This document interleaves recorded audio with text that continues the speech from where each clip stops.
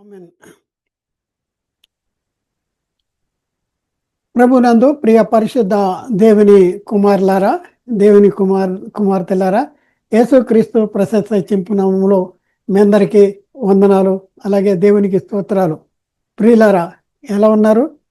బాగున్నారు కదా మీరు? చాలా సంతోషం. దేవుని కృప మహదైశ్వర్యాన్ని బట్టి మేము కూడా కులాసాగా ఉన్నాం. ప్రియులారా, ఒక ప్రత్యేక అంశం ద్వారా మరొకసారి మీ చేరువలోనికి రావటానికి దేవుడు మాకు అనుగ్రహించినటువంటి ఈ యొక్క ప్రత్యేక ఆ సమయాన్ని, అవకాశాన్ని బట్టి మరొకసారి దేవునికి కృతజ్ఞతాస్తుతులు చెల్లిస్తున్న దేవునికి స్తోత్రాలు. ప్రియులారా, ఈరోజు మనం నేర్చుకునే పాఠం ఏంటంటే, నేర్చుకునే పాఠము పాపసహితుడు ఎవరు, పాపరహితుడు ఎవరు, పాపసహితుడు ఎవరు, పాపరహితుడు ఎవరు అనే అంశాన్ని గురించి ఈరోజు మనం నేర్చుకుంటానికి ప్రయత్నం చేద్దాం.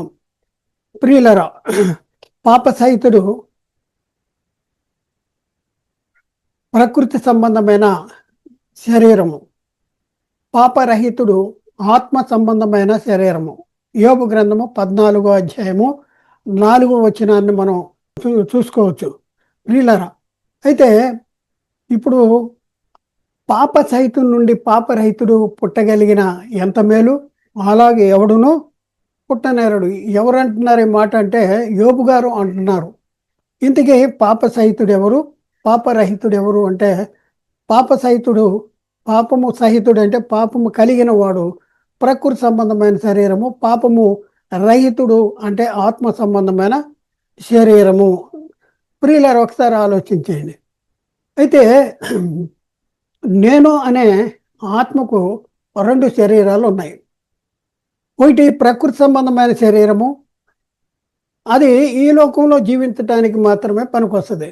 రెండవది ఆత్మ సంబంధమైన శరీరము. అది ఈ శరీరాన్ని విడిచిన తర్వాత ఈ ఆత్మకి అవసరము. పరలోకం వెళ్ళాలంటే మనం ఏ శరీరాన్ని ధరించుకోవాలంటే ఆత్మ సంబంధమైన శరీరం ధరించుకోవాలి. అయితే ప్రియులారా, ఈ మాటలు బైబిల్లో ఎక్కడున్నాయని మనం పరిశీలన చేస్తే, అపోస్తలుడైన పౌలు కొరింథీకి రాసిన మొదటి పత్రికలో 15వ అధ్యాయము 44వ వచనంలో అక్కడ రాయబడిన మాటను మనం ఒకసారి పరిశీలన చేస్తే, ప్రియులరా, ప్రకృతి సంబంధమైన శరీరముగా విత్తబడి ఆత్మ సంబంధమైన శరీరముగా లేపబడును అని చెప్పి ఒక అద్భుతమైనటువంటి సంగతి ఇక్కడ తెలియపరుస్తూ ఉన్నాడు. ప్రకృతి సంబంధమైన శరీరము ఉన్నది గనక, ఈ ప్రకృతి సంబంధమైన శరీరము ఉన్నది గనక ఆత్మ సంబంధమైన శరీరము కూడా ఉంది. ఏమి నమ్మాలండి? ఈ ప్రకృతి సంబంధమైన శరీరము ఉందని నువ్వు నమ్ముతున్నావా? అలా అయితే బైబిల్ చెప్తున్న మాట ఏంటంటే ఆత్మ సంబంధమైన శరీరం కూడా ఉంది అనేసి బైబిల్ చెప్తా ఉంది. పాప సైతన్యంలో నుండి పాప రహితుడు పుట్టగలిగిన ఎంత మేలు, అలాగే ఎవడును పుట్టనేరడు. ప్రియులారా, ఈ మాటలు ఎక్కడున్నాయి? ఏ సందర్భంలో యోబు ఈ మాటలు చెప్పాడు, పలికాడు?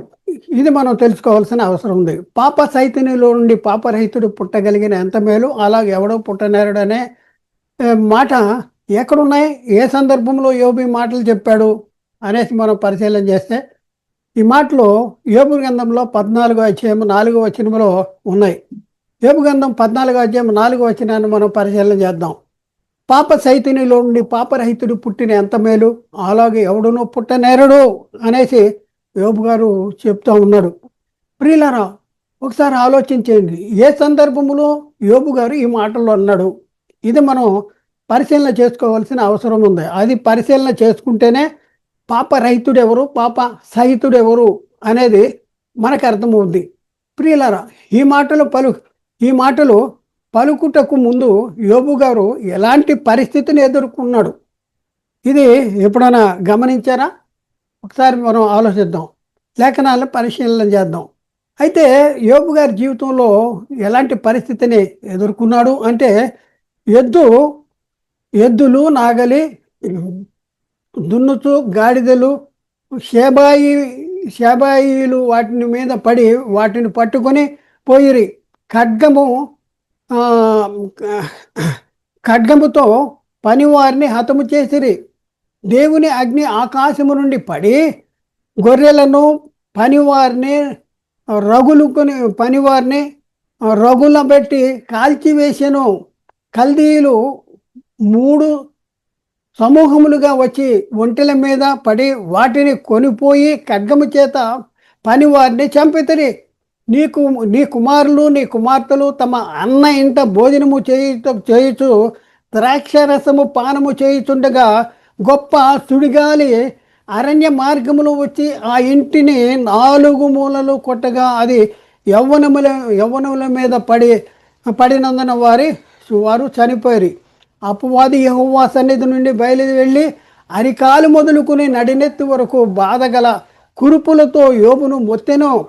అతడు ఒళ్ళు గోకుకొనుటకైనను చెల్ల పెంకులు తీసుకుని బూడిదలో కూర్చుండగా అతని భార్య వచ్చి, నీవు ఇంకనూ యథార్థతను వదలకుందువా? దేవుని దూషించి మరణము కమ్ము అని అంటుంది.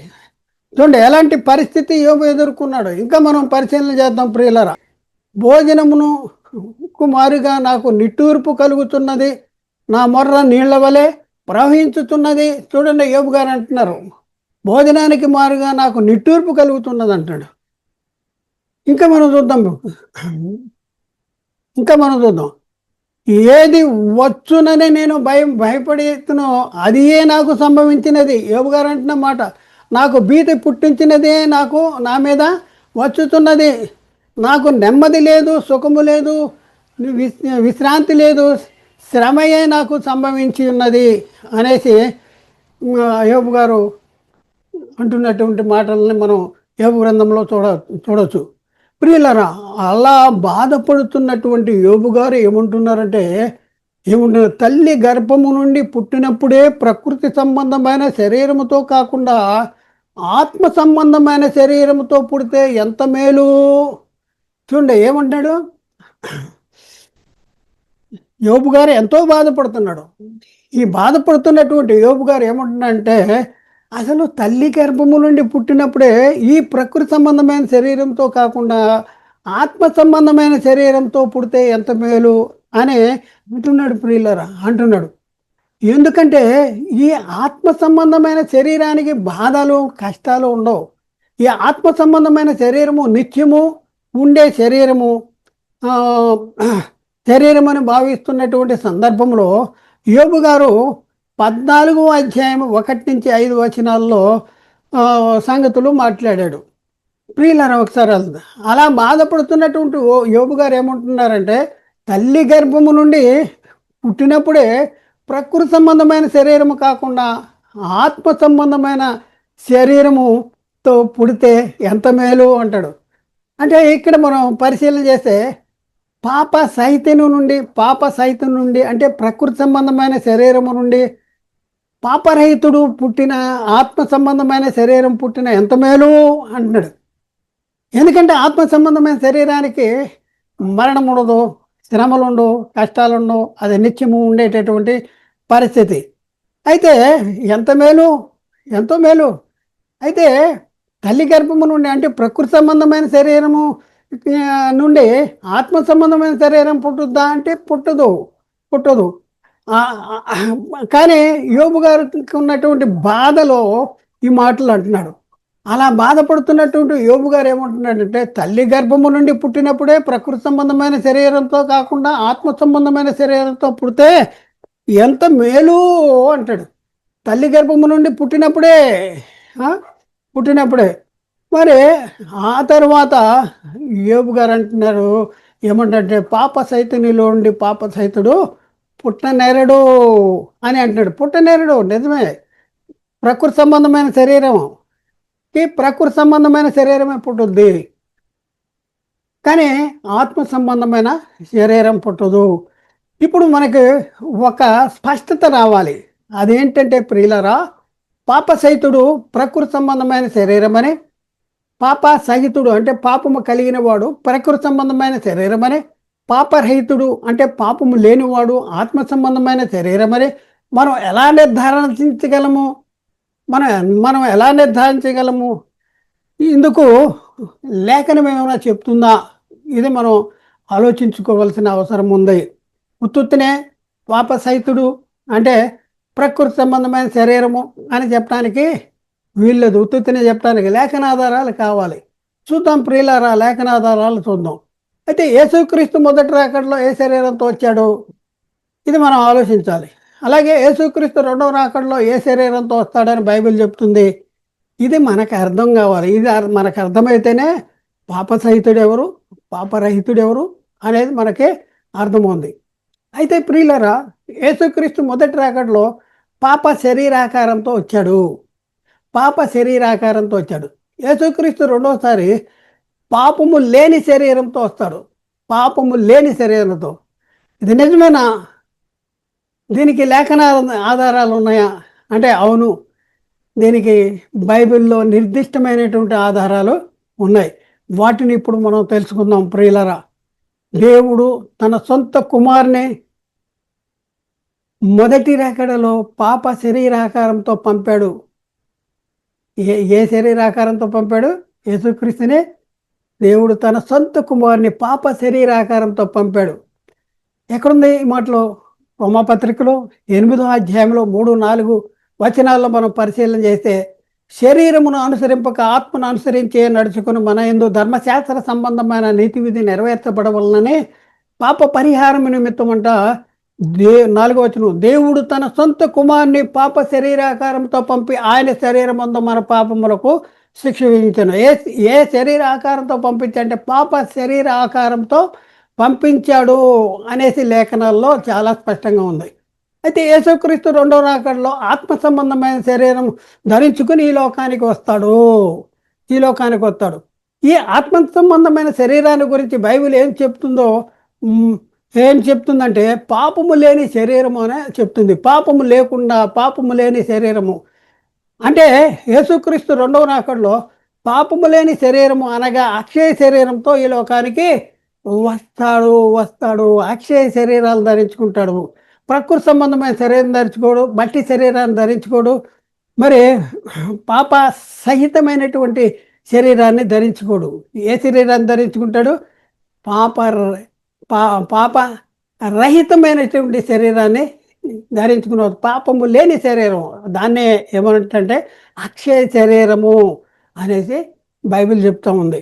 ప్రియులారా, క్రీస్తు రెండవసారి పాపం లేకుండా ప్రత్యక్షమవుతాడు అనేసి బైబిల్లో రాయబడి ఉంది. రెండోసారి వచ్చినప్పుడు ఎలా వస్తాడు? పాపము లేకుండా ప్రత్యక్షమవుతాడు. అవును, యేసుక్రీస్తు రెండోసారి పాపము లేకుండా ప్రత్యక్షమవుతాడు. అంటే యేసుక్రీస్తు రెండోసారి ఆత్మ సంబంధమైన శరీరంతో వస్తాడు. ఈ మాటలు ఎక్కడున్నాయంటే హెబ్రీ గ్రంథంలో 9వ అధ్యాయంలో 28వ వచనంలో, హెబ్రీ గ్రంథము 9వ అధ్యాయం 28వ వచనం, అలాగుననే క్రీస్తు అనేకుల పాపములను భరించుటకు ఒక్కసారే అర్పింపబడి తన కొరకు కనిపెట్టుకుని ఉండి వారి రక్షణ నిమిత్తము పాపము లేకుండా రెండవసారి ప్రత్యక్షమవును అంటాడు. అంటే రెండోసారి వచ్చినప్పుడు ఎలా వస్తాడంటే పాపము లేకుండా వస్తాడు. మొదటిసారి ఎలా వచ్చాడు? పాప శరీరాకారాన్ని ధరించుకుని వచ్చాడు. రెండోసారి పాపము లేకుండా ప్రత్యక్షమవుతాడు అంటాడు. అంటే ఆత్మ సంబంధమైన శరీరం. అంటే మొదటిసారి ప్రకృతి సంబంధమైన శరీరంతో వచ్చాడు, పాప సహితమైనటువంటి శరీరంతో వచ్చాడు. రెండోసారి పాప రహితమైనటువంటి పాపము లేని శరీరంతో వస్తాడు. పాపము లేకుండా పాపము లేకుండా రెండోసారి ప్రత్యక్షమవును అంటే ప్రకృతి సంబంధమైన శరీరంతో రాడు అనేసి ఇక్కడ చెప్తా ఉన్నాడు. అంటే ప్రకృతి సంబంధమైన శరీరం యొక్క స్వభావం ఏంటంటే పాప స్వభావము కలిగి ఉంది అనేసి మనం గమనించవచ్చు. అయితే పైన తెలుసుకున్నటువంటి వచనాలను బట్టి పాప సహితుడు అంటే ప్రకృతి సంబంధమైన శరీరం అని, పాప రహితుడు అంటే ఆత్మ సంబంధమైన శరీరం అని మనకు అర్థమవటానికి మరింత విపులంగా పరిశీలన చేద్దాం ప్రియులరా. మరింత విపులంగా పరిశీలన. యోబు కోరుకుంటుంది ఏంటి? యోబు ఏం కోరుకుంటున్నాడు? తల్లి గర్భము నుండి ప్రకృతి సంబంధమైన శరీరంతో పుడుతున్నాము గనక ఇన్ని శ్రమలను అనుభవించవలసి వస్తుంది. అలా కాకుండా తల్లి గర్భము నుండి పుట్టినప్పుడే ఆత్మ సంబంధమైన శరీరంతో పుడితే ఎంత మేలు! ఈ శ్రమలు ఏవి ఉండేవి కాదు కదా అని అంటున్నాడు. మళ్ళీ ఆయనే చెప్తా ఉన్నాడు ఏమనంటే, అలాగే ఎవడను పుట్టనేరడు అని చెప్తున్నటువంటి పరిస్థితి లేఖనాల్లో మనం చూస్తాం ప్రియులరా. ఆ వచనము యోబు గ్రంథము 14వ అధ్యాయంలో 4వ వచనము చూద్దాం. పాప సహితునిలో నుండి పాపరహితుడు పుట్టగలిగిన ఎంత మేలు, అలాగని ఎవడును పుట్టనేరడు అంటాడు. పాపరహితమైనటువంటి శరీరం అంటే పాపము లేని శరీరము, అదే ఆత్మ సంబంధమైన శరీరము.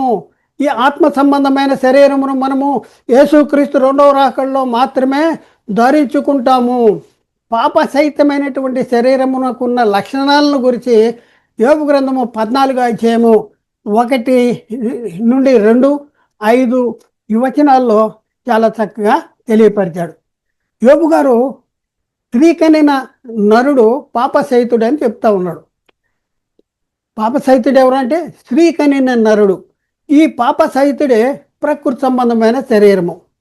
యోబు గ్రంథము 14వ అధ్యాయము 4వ వచనం. పాప సహితం నుండి పాపరహితుడు పుట్టిన ఎంత మేలు, అలాగే ఎవడను పుట్టనేరడు అన్నాడు.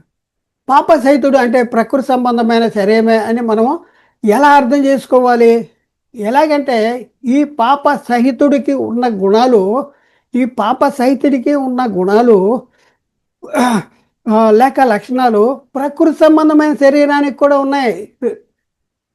పాప సహితుడికి ఉన్న గుణాలు ఎలాగంటే పాప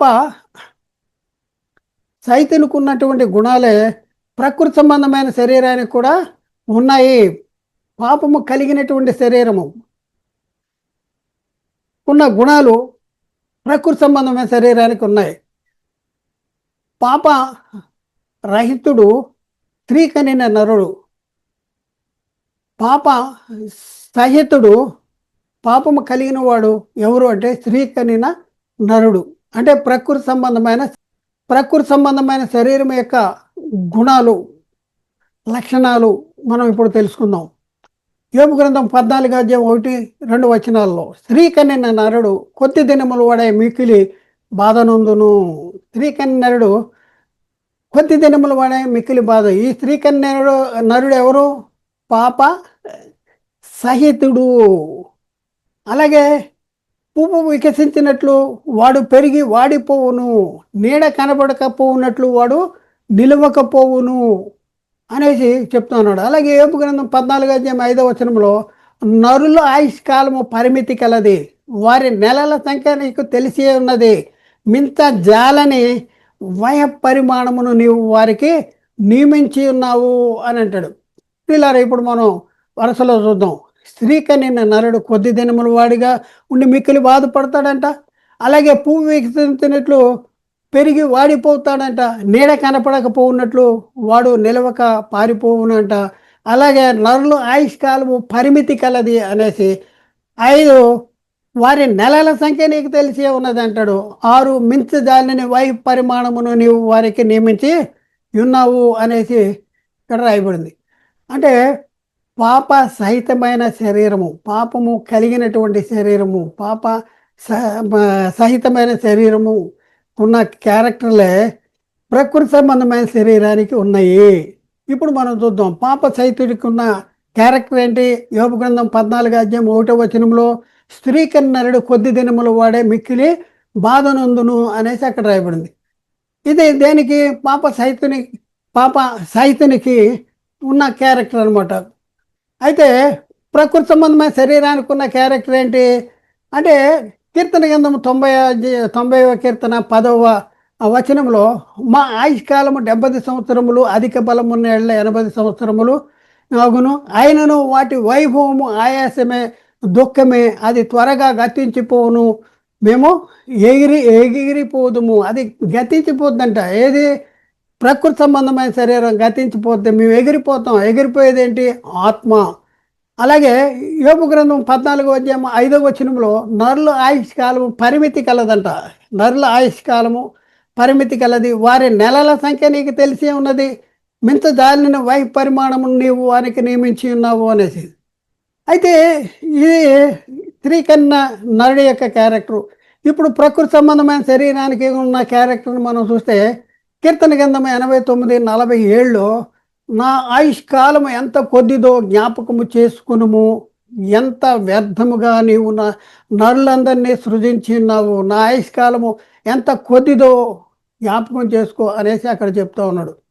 అలాగే ఇదే యోబు గ్రంథం 14వ వచనానికి సంబంధించింది ప్రకృతి సంబంధమైన శరీరానికి ఉన్న క్యారెక్టర్ ఏంటంటే, నా దినముల పరిమాణమును నీవు బెత్తగా చేసి ఉన్నావు, నీ సన్నిధిని నా ఆయుష్కాలము లేనట్టే ఉంది అనేసి అక్కడ రాయబడింది. అలాగే యోబు గ్రంథం 14 అధ్యాయము 5వ వచనానికి మరి 5వ వచనమేమో పాప సహితునికి సంబంధించిన వచనము, నరుల ఆయుష్కాలం పరిమితి గలదేని. అయితే ప్రకృతి సంబంధమైన శరీరానికి ఉన్న ఆయుష్కాలం గురించి కీర్తన గ్రంథము 89:48 మరణము చూడక బ్రతుకు నరుడెవడు, పాతాళం యొక్క వశము కాకుండా తన్ను తాను తప్పించుకుని గలవాడెవడు అనేసి అక్కడ రాయబడింది. ప్రియులరా, కీర్తన గ్రంథము 78:33 కూడా కాబట్టి ఆయన వారి దినములను ఊపిరి వలె గతించిపోవును, అంటే ప్రకృతి సంబంధమైన శరీరానికి ఊపిరి వలె గతించిపోను, వారి సంవత్సరములు అకస్మాత్తుగా గడిచిపోవును అనేసి అక్కడ రాయబడి ఉంది. కాబట్టి ప్రియులారా, ఇంకా మనం చూస్తే యోబు గ్రంథం 14వ వచనంలో పాప సహితమైనటువంటి శరీరానికి ఉన్న క్యారెక్టర్ ఏంటంటే, పువ్వు వికసించినట్లు పెరిగి వాడు వాడిపోవును, నీడ కనపడకపోవున్నట్లు వాడు నిలవక పారిపోవును అనేసి అక్కడ రాయబడింది. అదే ప్రకృతి సంబంధమైన శరీరానికి ఉన్న క్యారెక్టర్ ఏంటంటే, పేతురు రాసిన మొదటి పత్రిక 1:23-25 వరకు అక్కడ మనం చూసుకుంటే, ఏలైనగా సర్వ శరీరులు గడ్డిని పోలి ఉన్నారు, వారి అంతమంతయును గడ్డి పువ్వు వల్లే ఉన్నది, గడ్డి ఎండును దాని పువ్వు రాలును, అయితే ప్రభువు వాక్యము ఎల్లప్పుడూ నిలుచును. ఏలైనగా సర్వ శరీరులు గడ్డిని పోలి ఉన్నారంట, అందమంతా కూడా పువ్వు వలె గడ్డి పువ్వు వలె వాడిపోద్ది అనేసి రాయబడింది. అలాగే యోబు గ్రంథం 14వ శ్రీకన్య నరుని యొక్క క్యారెక్టర్ ఏంటంటే, పువ్వు వికసించినట్లు వాడు పెరిగి వాడిపోవును అనేసి అక్కడ రాయబడింది. అదే ప్రకృతి సంబంధమైన శరీరానికి ఉన్న క్యారెక్టర్ ఏంటంటే, కీర్తనలు 39:6 మనుషులు వట్టి నీడ వంటి వారే తిరుగులాడుదురు, వారు తొందరపడుట గాలికే కదా, వారు ధనము కూర్చుకొందురు కానీ అది ఎవనికి చేజిక్కును వానికి తెలియదు అనేసి అక్కడ రాయబడింది. అలాగే ప్రకృతి సంబంధమైన శరీరాన్ని గురించినటువంటి క్యారెక్టర్లు మనం చూసుకుంటే, యాకోబు 1:10-11 మనం చూస్తే, ఏలైనగా ఇతడు గడ్డి పువ్వు వలె గతించిపోవును, సూర్యుడు ఉదయించి వడగాలి కొట్టి గడ్డి మార్చివేయగా దాని పువ్వులు రాలును, దాని స్వరూపము సౌందర్యము నశించిపోవును, అలాగే ధనవంతుడు తన ప్రయత్నంలో వాడిపోవును అనేసి అక్కడ రాయబడింది. అలాగే యెషయా గ్రంథము 40వ 7-8 యెహోవా తన శ్వాసము దాని మీద ఓదగా గడ్డి ఎండును, పువ్వు వాడును, నిశ్చయముగా జనులు గడ్డి వంటి వారే, గడ్డి ఎండిపోవును, దాని పువ్వులు వాడిపోవును, మన దేవుని వాక్యము నిరంతరము నిలుచును అనేసి అక్కడ రాయబడింది. దేనికి సంబంధించింది? ప్రకృతి సంబంధమైన శరీరానికి ఉన్న క్యారెక్టర్స్.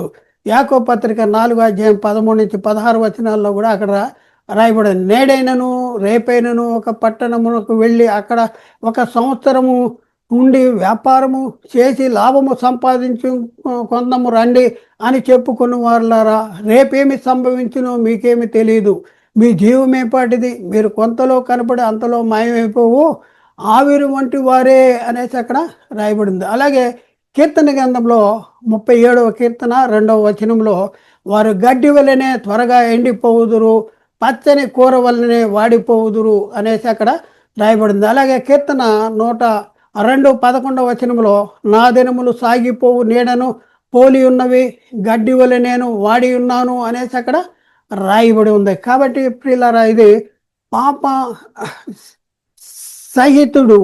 సహితుడు అంటే ప్రకృతి సంబంధమైనది. పాప సహితుడికి ఉన్న క్యారెక్టర్ గురించి యోబు గారు అక్కడ రాశారు. ఆ క్యారెక్టర్స్ దేనికి సంబంధించిన ఆ క్యారెక్టర్స్ ఎవరికి ఉన్నాయంటే, ప్రకృతి సంబంధమైన శరీరానికి ఉన్నాయి. అంటే పాప సహితునికి ఉన్న క్యారెక్టర్సే ప్రకృతి సంబంధమైన శరీరానికి. అంటే యోబు గారు దేని గురించి చెప్తున్నారంటే ప్రకృతి సంబంధమైన శరీరం. పాప సహితుడు, పాప సహితుడు, పాపము కలిగిన వాడు ఎవరు అంటే ప్రకృతి సంబంధమైన శరీరము అనేసి మనకి చాలా బాగా అర్థమైంది.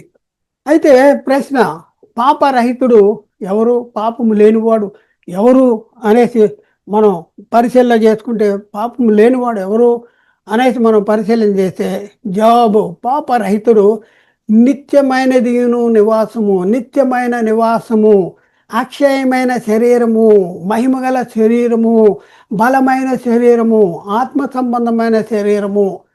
మనం వచనాన్ని చూద్దాం. కొరింథీ పత్రిక పౌలు గారు రాసిన రెండవ పౌలు గారు రాసినటువంటి కొరింథీయులకు రాసిన రెండవ పత్రికలో 5వ అధ్యాయము 1 నుంచి మనం చదువుకుంటే పౌలు గారు చెప్తున్నారు, భూమి మీదనున్న మన గుడారమైన ఈ నివాసము శిథిలమైపోయినను, చేతి పని కాక దేవుని చేత కట్టబడినదియు నిత్యమైనదంట. నిత్యమైన నివాసము, నిత్యమైన నివాసం ఎక్కడుందంట? పరలోకమందు మనకున్నదని ఎరుగుదుము. పరలోకములో ఉందని ఎరుగుదుము. చాలామంది నిత్యమైన నివాసం ఎక్కడుందంటే బొందలగడ్డలో ఉందని బొందలగడ్డ దగ్గరికి వెళ్తున్నారు. ఆ బొందలగడ్డ దగ్గరికి వెళ్ళి సమాధులకి వీళ్ళు ఏం చేస్తున్నారంటే అగరబత్తులు వెలిగిస్తున్నారు, కొబ్బరికాయలు కొడుతున్నారు, దండలు వేస్తున్నారు. దానికి రకరకాల ముస్తాబులు చేసేటటువంటి పరిస్థితి. అయితే ప్రియులారా, నిత్యమైన నివాసము బొందలగడ్డలో లేదు, కానీ పరలోకమందు మనకున్నదని ఎరుగుదుము అనేసి ఎప్పుడు చెప్పాడు పౌలు గారు? మొదటి శతాబ్దంలో చెప్పాడు. కానీ మనకి ఇప్పటి వరకు కూడా మనకి అర్థం కాకుండా చేస్తున్నాడు ఎవరు అంటే సాతాను. అలాగే పౌలు కొరింథీకి రాసిన 2వ పత్రికలో 5వ అధ్యాయంలో 2, 3 వచనాలు కూడా చదువుదాం. మనము దిగంబరులము గాక వస్త్రము ధరించుకున్న వారముగా కనబడదుము కాబట్టి పరలోకము నుండి వచ్చు ఆ నివాసమును దీనిపై ధరింపని అపేక్షించుకొని దీనిలో మూలుగుచున్నాము. ఈ గుడారములోనున్న మనము భారము మోసుకునే మూలుగుచున్నాము. 5వ వచనం, 4, 5 వచనాలు. ఇది తీసివేయవలనని కాదు, కానీ మర్త్యమైన జీవము చేత మింగివేయబడినట్లు ఆ నివాసమును దీనిపై ధరింపని అపేక్షించుకొనుచు దీనిలో కోరుతున్నాం, దీనిపై ధరింపని అపేక్షించుకొని కోరుతున్నాము. ఇది తీసివేయబడవలనని కాదు, కానీ మర్త్యమైనది జీవము చేత మింగివేయబడినట్లు. మర్త్యమైనది ఎలా అంట? జీవము చేత మింగివేయబడాలంట. ఆ నివాసమును దీనిపై ధరింపని అపేక్షించుకొనుచు దీనిలో మూలుగుచున్నాము. దీని నిమిత్తము మనలను సిద్ధపరచువాడు దేవుడే, మరియు ఆయన తన ఆత్మను సంచకరమును మనకి అనుగ్రహించి ఉన్నాడు. ప్రియులరా, ఒక ప్రశ్న వేసుకుందాం. ఈ పాపరహితమైనటువంటి శరీరము, అక్షయ శరీరము, మహిమగల శరీరము, బలమైన శరీరము, ఆత్మ సంబంధమైన శరీరమును మనం ఎప్పుడు ధరించుకుంటాం అంటే యేసుక్రీస్తు 2వ రాకడలో మనము ఈ పాపరహితమైనటువంటి శరీరమును, ఆత్మ సంబంధమైన శరీరమును, మహిమగల శరీరమును, బలమైన శరీరమును ధరించుకుంటాము. ఈ శరీరము క్షయమైనదిగా విత్తబడి అక్షయమైనదిగా లేపబడింది. యేసుక్రీస్తు వచ్చినప్పుడు సజీవులుగా నిలుచున్నటువంటి మన పరిస్థితి ఎలా ఉంటుందంటే, ఈ శరీరము క్షయమైనదిగా విత్తబడి అక్షయమైనదిగా లేపబడదంట. శరీరము ఘనహీనమైనదిగా విత్తబడి మహిమగలదిగా లేపబడును. శరీరము బలహీనమైనదిగా విత్తబడి బలమైనదిగా లేపబడును. ప్రకృతి సంబంధమైన శరీరముగా విత్తబడి ఆత్మ సంబంధమైన శరీరముగా లేపబడుద్ది. అది ఎప్పుడు జరుగుతుందంటే యేసుక్రీస్తు 2వసారి వచ్చినప్పుడు సజీవులుగా ఉన్నటువంటి వారిలో జరిగేటటువంటి మార్పు. ఇది మార్పు. పౌలు కొరింథీకి రాసిన మొదటి పత్రికలో 15వ అధ్యాయము 42, 43 వచనాలు మనం చూస్తే, మృతులు పునరుద్ధానమును, అలాగే శరీరము క్షయమైనదిగా విత్తబడి ఆత్మ సంబంధమైన శరీరముగా లేపబడును, ఘనహీనమైన శరీరముగా విత్తబడి మహిమగల శరీరముగా లేపబడును, బలహీనమైనదిగా విత్తబడి బలమైనదిగా లేపబడును. 44వ వచనం, ప్రకృతి సంబంధమైన శరీరముగా విత్తబడి ఆత్మ సంబంధమైన శరీరముగా లేపబడును. ప్రకృతి సంబంధమైన శరీరం ఉన్నది గనక ఆత్మ సంబంధమైన శరీరము కూడా ఉన్నది. ఏంటంటే ప్రకృతి సంబంధమైన శరీరం ఉంది కనుక ఆత్మ సంబంధమైన శరీరంగా కూడా ఉంది. ప్రశ్న, యేసుక్రీస్తు 2వ రాకడలో సజీవులుగా భూమి మీద ఉన్న వారిలో ఏమి జరుగుతుంది అనేసి మనం ప్రశ్న వేసుకుంటే, ఒక రెప్పపాటున మనము మార్పు ఒక రెప్పపాటున మనము మార్పు పొందుదుము. క్షయమైన ఈ శరీరం అక్షయతను ధరించుకుంటుంది. మర్త్యమైన ఈ శరీరము అమర్త్యతను ధరించుకుంటుంది. మర్త్యమైన ఈ శరీరము అమర్త్యతను ధరించుకునేటటువంటి పరిస్థితి ఉంది. ఎక్కడ రాయబడింది ఈ మాటలు? కొరింథీకి రాసిన మొదటి పత్రికలో 15వ అధ్యాయంలో 51, 52 వచనాల్లో అక్కడ రాయబడింది. ఇదిగో మీకు ఒక మర్మమును తెలుపుతున్నాను. మనమందరమును నిద్రించము గాని నిమిషములో ఒక రెప్పపాటున కడబోర మోగగానే మనమందరమును మార్పు పొందుదుము. 52వ వచనం, బోరం మ్రోగును, అప్పుడు మృతులు అక్షయులుగా లేపబడుదురు. మనము మార్పు పొందుదుము. క్షయమైన ఈ శరీరము అక్షయతను ధరించుకొనవలసి ఉన్నది. మర్త్యమైన ఈ శరీరము అమర్త్యతను ధరించుకొనవలసి ఉన్నది అనేసి అక్కడ రాయబడింది. 54వ వచనం, ఈ క్షయమైనది అక్షయతను ధరించుకున్నప్పుడు, ఈ మర్త్యమైనది అమర్త్యతను ధరించుకున్నప్పుడు విజయమందు మరణము మింగివేయబడును అను వాక్యము నెరవేరును. చూడండి, ఈ శరీరం ధరించుకుంటే విజయమందు మరణము మింగివేయబడేటటువంటి పరిస్థితి ఉంటుంది, అది నెరవేరుతుంది అనేసి అక్కడ రాయబడింది. పౌలు తెస్సలోనికి రాసిన మొదటి పత్రిక 4వ అధ్యాయం 15వ వచనంలో, మేము ప్రభు మాటను బట్టి మీతో చెప్పున్నదేమనగా, ప్రభువు రాకడ వరకు సజీవులుగా నిలిచి మనము నిద్రించిన వారి కంటే ముందుగా ఆయన సన్నిధికి చేరముగానే ఆర్భాటముతోనూ ప్రధాన దూత శబ్దంతోనూ దేవుని బోరతోనూ పరలోకము నుండి ప్రభువు దిగివచ్చును. క్రీస్తునందుండి మృతులైన వారు మొదట లెగుస్తారు. 17వ వచనం, ఆ మీదట సజీవులుగా నిలిచి మనము వారితో కూడా ఏకముగా ప్రభువును ఎదుర్కొంటకు ఆకాశ మండలానికి మేఘాల మీద కొనిపోబడదుము. కాగా మనము సదాకాలము ప్రభుతో కూడా ఉంటాము అనేసి. అలాగే ఫిలిప్పీ పత్రికలో కూడా పౌలు 3వ అధ్యాయంలో 21వ వచనంలో, సమస్తమును తనకు లోపరిచి కొన జాలిన శక్తిని బట్టి ఆయన మన దీన శరీరమును తన మహిమగల శరీరమునకు సమరూపము గలదానిగా మారుతాడు. మన దీన శరీరాన్ని తన మహిమగల శరీరానికి సమరూపము గలదానిగా మార్చేసేటటువంటి పరిస్థితి ఉంది ప్రియులరా. ఇంకా మనం చూస్తే యోహాను రాసిన మొదటి పత్రికలో 3వ అధ్యాయంలో 2వ వచనంలో అక్కడ రాయబడిన మాట ఏంటంటే, ప్రియులరా, ఇప్పుడు మనము దేవుని పిల్లలమై ఉన్నాము. మనం ఇక మీదట ఏమవుదామో అది ఇంకనూ ప్రత్యక్షపరచబడలేదు, కానీ ఆయన ప్రత్యక్షమైనప్పుడు ఆయన ఉన్నట్లుగానే ఆయన్ని చూస్తాము కనుక ఆయనను పోలి ఉంటాము. ఆయన ఉన్నట్లుగానే ఆయన చూస్తాం, ఆయన్ని పోలి ఉంటాము అనేసి అక్కడ రాయబడింది. కాబట్టి ఈ అక్షయమైన శరీరము, నిత్యమైన నివాసము, ఈ అక్షయమైన శరీరము మరణము ఉండదు. ఈ అక్షయమైన శరీరములకు శ్రమలు ఉండవు. ఈ అక్షయమైన శరీరానికి బాధలు ఉండవు. అందుకనే యోబు గారు అంటున్నాడు, పాప సైతినిలో నుండి పాపరహితుడు పుట్టగలిగిన ఎంత మేలు అని అంటున్నాడు. పైన తెలుసుకున్నటువంటి వచనాలను బట్టి పాప సహితుడు అంటే ప్రకృతి సంబంధమైన శరీరం అని, పాపరహితుడు అంటే ఆత్మ సంబంధమైన శరీరం అని మనకు అర్థమైంది. యోబు గారు కోరుకుంటున్నది ఏంటంటే, తల్లి గర్భము నుండి ప్రకృతి సంబంధమైన శరీరంతో పుడుతున్నాము గనక ఎన్ని శ్రమలు అనుభవించవలసి వచ్చింది.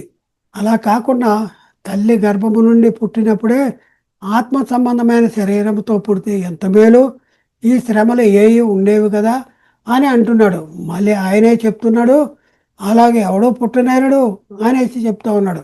యోబు గ్రంథము 14వ అధ్యాయము 4వ వచనం, పాప సహితునిలో నుండి పాపరహితుడు పుట్టగలిగిన ఎంత మేలు, అలాగే ఎవడునో పుట్టనేరడు అనేసి ఇక్కడ రాయబడింది. కాబట్టి ఇప్పుడు మనకు అర్థమైంది ఏంటంటే, పాప సహితుడు అంటే పాపము కలిగిన వాడు ఎవరు అంటే ప్రకృతి సంబంధమైన శరీరము.